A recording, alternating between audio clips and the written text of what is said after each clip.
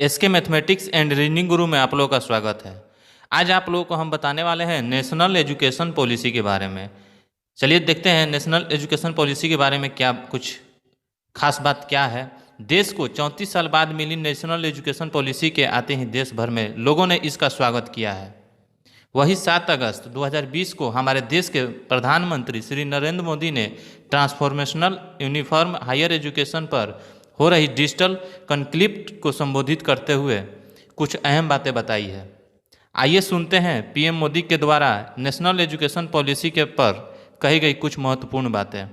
कुछ लोगों के मन में ये सवाल आना बहुत स्वाभाविक है कि इतना बड़ा रिफॉर्म कागज पर तो कर दिया, लेकिन इसे जमीन पर कैसे उतारा जाएगा। यानी अब सबकी निगाहें इसके इम्प्लीमेंटेशन की तरफ है। इस चैलेंज को देखते हुए व्यवस्थाओं को बनाने में जहां कहीं कुछ सुधार की आवश्यकता है, वह हमें सबको मिलकर के करना है और करना ही है। आप सभी राष्ट्रीय शिक्षा नीति के इम्प्लीमेंटेशन में और उस काम में सीधे तौर पर जुड़े हैं और इसलिए आप सबकी भूमिका बहुत ज्यादा है, बहुत अहम है। जहां तक पॉलिटिकल विल की बात है, मैं पूरी तरह कमिटेड हूं, मैं पूरी तरह आपके साथ हूं। भारत को ताकतवर बनाने के लिए, विकास की नई ऊंचाई पर पहुंचाने के लिए भारत के नागरिकों को और सशक्त करने के लिए, उन्हें ज्यादा से ज्यादा अवसरों उठाने के लिए इस एजुकेशन पॉलिसी में खास जोर दिया गया है। हमारे एजुकेशन सिस्टम में बड़े बदलाव नहीं हुए थे। परिणाम यह हुआ कि हमारे समाज में क्यूरोसिटी और इमेजिनेशन की वैल्यूज को प्रमोट करने के बजाय भेड़ चाल को ही प्रोत्साहन मिलने लगा था।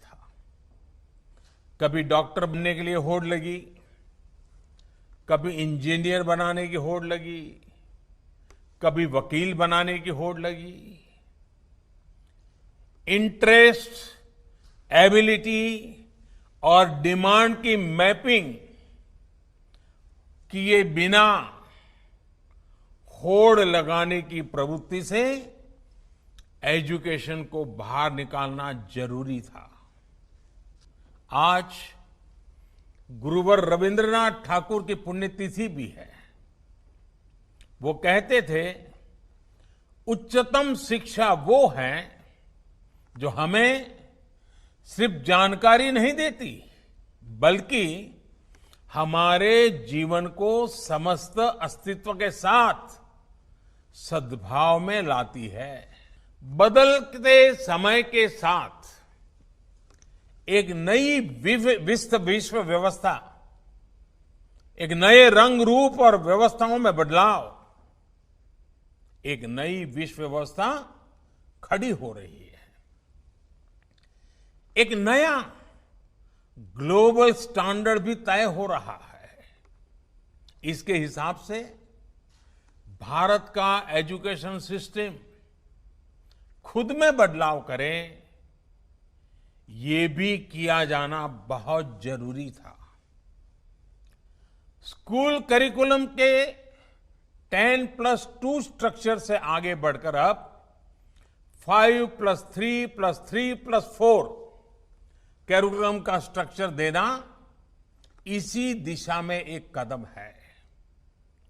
हमें अपने स्टूडेंट्स को ग्लोबल सिटीजन भी बनाना है और इसका भी ध्यान रखना है कि वे ग्लोबल सिटीजन तो बने, लेकिन साथ साथ अपनी जड़ों से भी जुड़े रहें।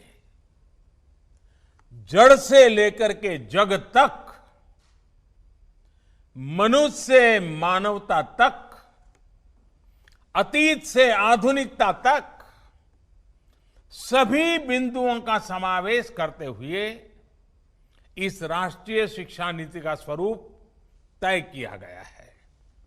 साथियों, इस बात में कोई विवाद नहीं है कि बच्चों के घर की बोली और स्कूल में पढ़ाई की भाषा एक ही होने से बच्चों के सीखने की गति बेहतर होती है।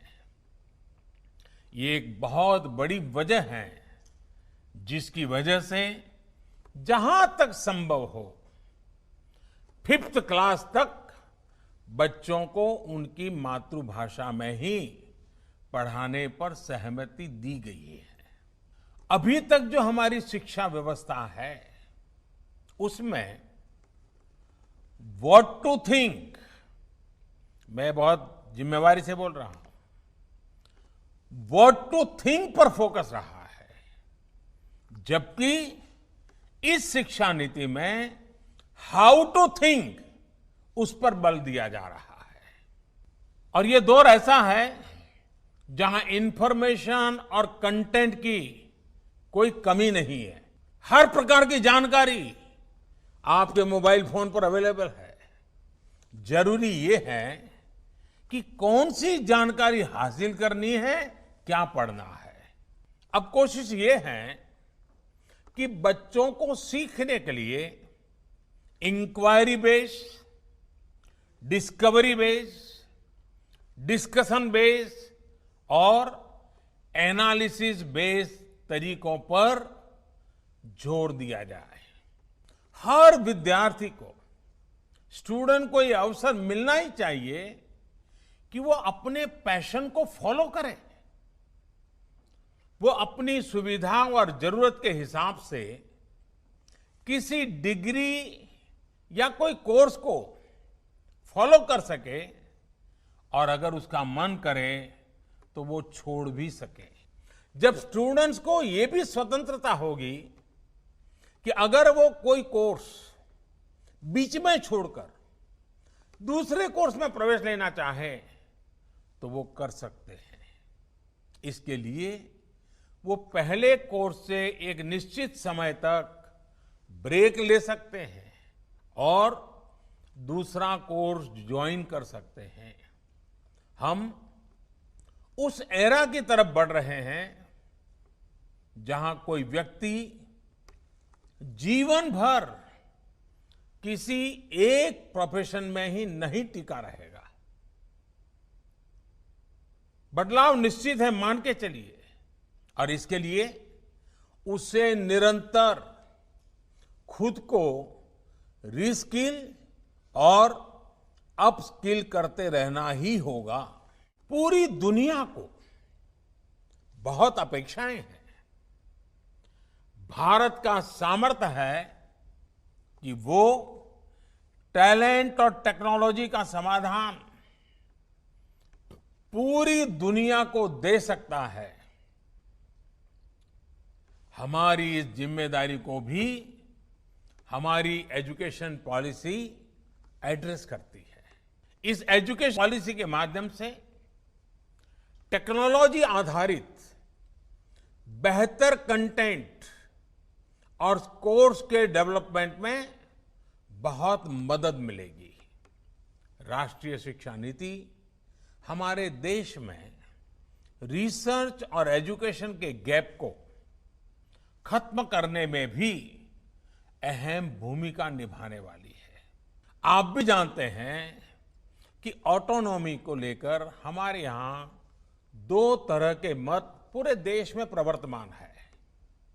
एक कहता है कि सब कुछ सरकारी नियंत्रण से पूरी सख्ती से चलना चाहिए, तो दूसरा कहता है कि सभी संस्थानों को बाय डिफॉल्ट ऑटोनॉमी मिलनी चाहिए। पहली अप्रोच में नॉन गवर्नमेंट संस्थानों के प्रति मिसट्रस्ट दिखता है, तो दूसरी अप्रोच में ऑटोनॉमी को एंटाइटलमेंट के रूप में भी ट्रीट किया जाता है। गुड क्वालिटी एजुकेशन का रास्ता इन दोनों के बीच में से ही निकलता है, दोनों मतों के मध्य से ही निकलता है। जो संस्थान क्वालिटी एजुकेशन के लिए ज्यादा काम करे उसको ज्यादा फ्रीडम से रिवॉर्ड किया जाना चाहिए। इससे क्वालिटी को एनकरेजमेंट मिलेगा और सबको ग्रो करने के लिए इंसेंटिव भी मिलेगा। देश के पूर्व राष्ट्रपति महान वैज्ञानिक डॉक्टर एपीजे अब्दुल कलाम कहा करते थे, the purpose of education is to human beings with skill and expertise. Enlighten human beings can be created by teachers. राष्ट्रीय शिक्षा नीति में डिग्निटी ऑफ टीचर्स का भी ध्यान रखा गया है। एक प्रयास ये भी है कि भारत का जो टैलेंट है वो भारत में ही रहकर आने वाली पीढ़ियों का विकास करे। राष्ट्रीय शिक्षा नीति में टीचर ट्रेनिंग पर बहुत जोर है। वो अपनी स्किल्स लगातार अपडेट करते रहें, इस पर बहुत जोर है। I believe when a teacher learns a nation leads. मुझे विश्वास है कि देश के भावी पीढ़ी के उज्जवल भविष्य के लिए, वर्तमान पीढ़ी के सामर्थ्य को बढ़ाने के लिए ये नई शिक्षा नीति बहुत काम आएगी। मैं फिर एक बार शिक्षा जगत के आप सभी महानुभावों को प्रणाम करते हुए बहुत बहुत शुभकामनाएं देता हूं।